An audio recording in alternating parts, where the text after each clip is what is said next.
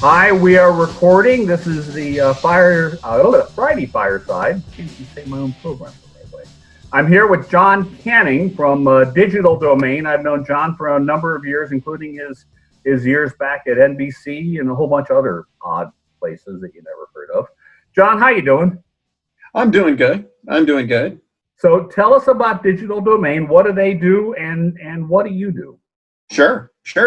Well, I'm John Canning. I'm the executive producer of New Media and Experiential, which is what I like to say at Digital Domain is I'm the executive producer of not film, not television, not commercials. I do the rest of that stuff. All the fun stuff.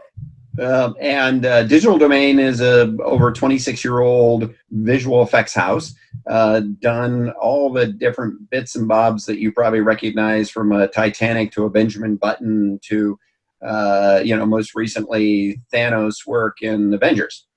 Thanos was yours, or was Digital Domains? Yeah, really? Yeah. Wow. And there's a little fun crossover there, because the facial capture tech that we developed for that to do work on that movie, and to capture Josh Brolin's performance and transfer it into the big purple guy is being leveraged now, because in my side of the business, maybe it's working with a video game who wants to do super high resolution characters.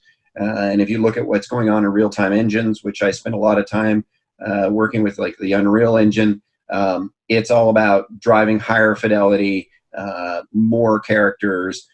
So I work a lot in the real-time engine business. I like to call my job doing visual effects for other screens. If you think about it, whether it's any of the XR stuff or projection mapping or whatever, it's all about taking that artistry and that technique that we used to think was reserved for the film business and the pre-rendered world, and now turning that loose on the real-time, game-related, different kinds of experiences and different kinds of screens. So my job at the company is to help take all that artistry and technology and apply it to other mediums. Can you give us a for instance? So for instance, we did a project with Time Inc. Around a historical recreation of Dr. Martin Luther King and the March on Washington, and it was a museum exhibit. We've worked, I'm working on currently a video game that I can't tell you what it is because it's not out, but we're doing a lot of the capture. So using our motion capture stage or face capture technology, capturing performances. We've done, I did an augmented reality project, a small little augmented reality project for the Google Cloud team for a Cubs Appreciation Day. We've worked on holograms, what they would call holograms, but again, creating a character or shooting a live action person and being able to project him.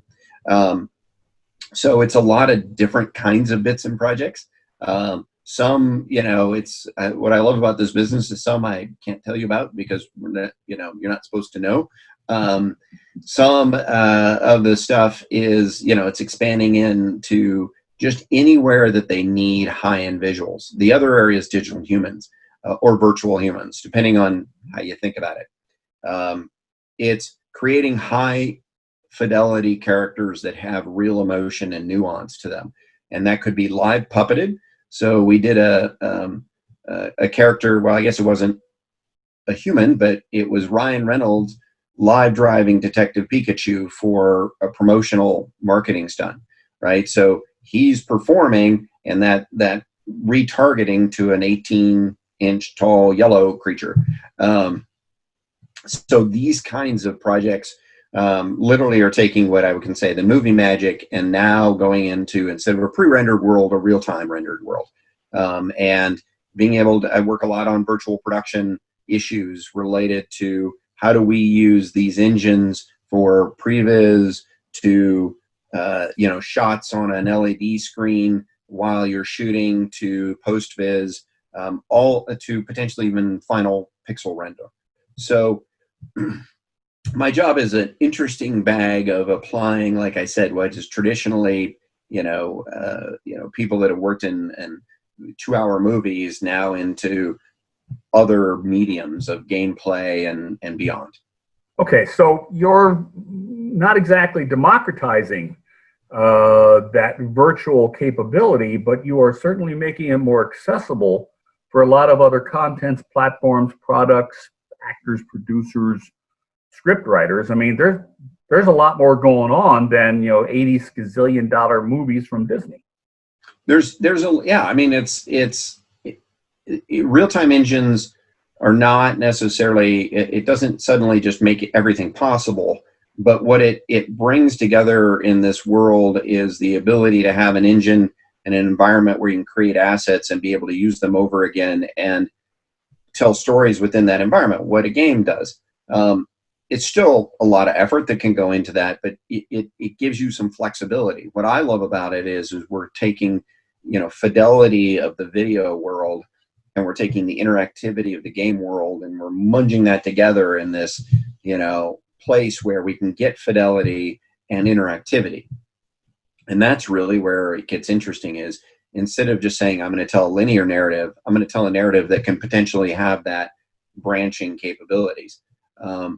So, you know, the digital human work is, again, it gets into a conversation of how good do you want the avatar to look? How real do you want that avatar to look? Do you want it to look exactly like you, or do you want it to look like a character of you? How emotive does it need to be? And part of it is the underlying technology. You know, some of the work that we're doing is leveraging machine learning to process a whole lot more data quicker than we would be able to do by hand, which is suddenly enabling us to raise the fidelity and lower the, it's literally, I'm raising the fidelity, lowering the cost, and shrinking the amount of time to process. Okay, that's important. Now let's talk about lowering the cost, because you mentioned something as we were chatting a little bit, and shortening the time and raising the fidelity. I think those are the three that you mentioned. Since the pandemic hit, your work process has to have changed, right? Yes, no? I wear a lot more shorts. But it is the work process. I mean, digital domain, because we have multiple offices already, you know, we have a Playa office here in Playa del Rey, Playa Vista, I'm sorry, in Vancouver and Montreal, Hyderabad, India, several offices in China, an office in Taiwan. We were already a company that had to work virtual and globally. And now, do the creatives have to be side by side in the same room, or are they accustomed to working? Well, that's, I mean, very remotely. We have a project right now, for example, that was working with a team, between the team in down here in LA and in Vancouver already. So they were already working, you know, virtually. We had a centralized data center. We still do. You know, so a lot of artists were already working on thin clients in the office. Now it's been the process of, you know, and you know, I must brag on our systems people to be able to get everybody home, get everybody accessing, you know, a secure network, and get working. And, you know, bumps along the road, but the ability for our studio to continue was really important. And super proud of the team, because we continue to do that. And, you know, you learn, right? You learn how you're managing a project where there's not as much a face-to-face moment. We're doing a lot more on video conference because it does give us a bit of that face-to-face. Sure. But teams, like I said, we're already having to work across geographies to begin with. So now, you know, instead of you calling them from the office in, you know, Playa Vista to the office in Vancouver, you're calling from the home in, you know, Santa Monica to the home in Vancouver. Right. So it's, you know, some of that, it's some of the mechanisms, you know, being able to do things securely from home. Not everybody has the same kind of bandwidth or capability. So it's all of that minutia that it had to work through. But, you know, as surprisingly successful sometimes, but we've been just cranking on. I mean, the industry as a whole, right? Like live action came to a complete and utter stop. Doing the work we do in CG, a whole lot more people started calling us and going, wait a minute, what was that thing? But the challenge is that, you know, it's what you might be able to do in a live action shoot. If somebody wants to go make a digital version of that, right?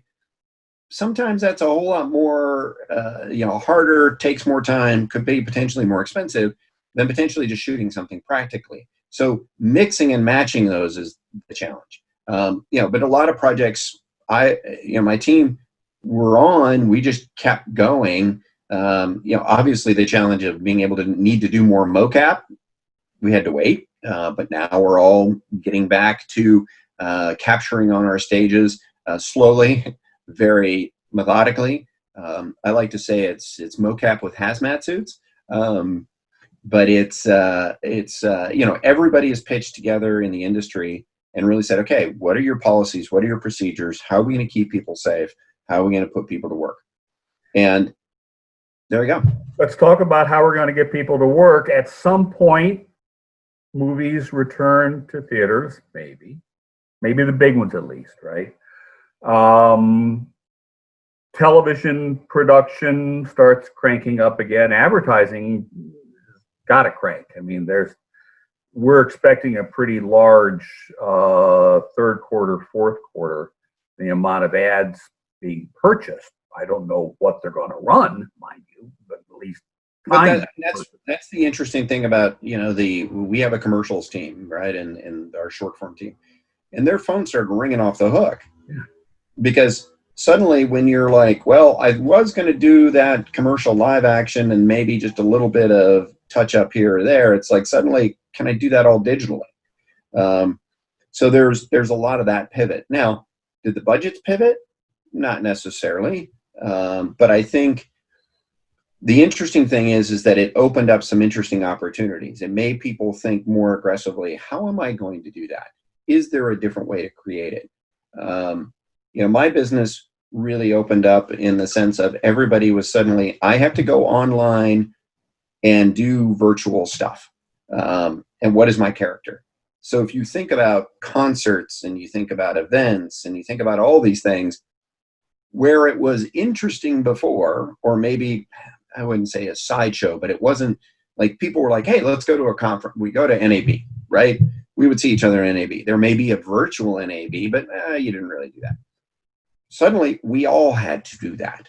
Yeah. And so the quality of our tools and the quality of the experience suddenly became under a microscope. Whereas things before were cute, cuddly, oh, nice to have, not necessary. Suddenly we're all evaluating how good our home webcams are, how good our internet connectivity is, how good this video is and looks. You know, all of it, and then suddenly going into virtual conferences, you know, how good are the tools? Are you going to get somebody to wear a VR headset for 4 hours? You know, all of these things got challenged and are pushing, in a good way, I think, the industry forward. Things that were like, oh, that's nice to have, but VR isn't necessary, suddenly became, whoa, we got to rethink that, don't we? So I think that's the interesting thing is that it's accelerating the adoption of cloud-based technologies. Again, like I said, we have a team that already works virtually. So we had a sense of it, but we have to go even farther. Again, you know, what are the tool sets an employee can use? How do they access it from home? So the issue around cloud access, cloud-based tools has just exploded because people have to. So all of these things are fascinating because it's pushing on parts of the industry that before were like, oh, that's interesting. I talked to a colleague today who said the 5 to 10 year plan is now yesterday's plan. Yeah. Right? Like it's like suddenly the gas pedal got slammed down and the people were like crazy. So there's sectors that I'm happy to say are working and thriving and going and creating. Let's face it, you know, everybody that was working on an animation, you know, CG piece suddenly became a whole lot more popular. Yeah, because the live action series was going to take a back seat. All right, so we're about out of time, but if you wanted to tell our audience, and our audience is content producers and distributors, a lot of advertising, smattering of investment folks, and a world full of analysts like me. What does your business look like, and how has it changed with the pandemic going into 2021? Are we just going to keep accelerating because now people have discovered, oh my God, look what I can do? Or does it sort of settle back to normal? Not normal, but the older way? No, I think, look, I think it's creating a much more, it's okay for the hybrid. It's creating, it like I said, it's forcing people to contemplate solutions they hadn't necessarily contemplated before. It doesn't necessarily make it any easier suddenly to create a whole CG environment than potentially do live action. But again, like I said, around the shooting, the notions of are we shooting with LED backdrop as opposed to practical backdrop? All of that is being pushed on, and I think is now going to be we're going to see more of that. So our business, as a lot of these businesses, I think it's getting more interesting. We are getting back to some of our stages. It is, it's going to be cautious. And I think, the rest of 2020 to me feels like a ramping back up. Yeah. A lot of things that I was working on that were going to get started in the spring of this year or in the summer are now like, okay, we're going to spend that money in 2021. All right. It's just, it's going to be interesting from that regard. I mean, what is going to happen to the health and us in the fall? But nobody's rushing back to the office, but we're all working hard. Yeah. So that's the interesting thing, right? Like, we're not necessarily saying we're going to be back in the office right away, but I think we've learned that that's okay. We're still getting stuff done. Big time getting stuff done. Don't know what day of the week it is, mind you, but we're getting. I have no clue. I think it started today as Tuesday, and I think it's still Tuesday, which means this will air on Friday. So, John Canning from Digital Domain, thank you very, very much for your time. And we'll see this all Friday morning on July 3rd. I appreciate it. Thanks. Stay safe, people.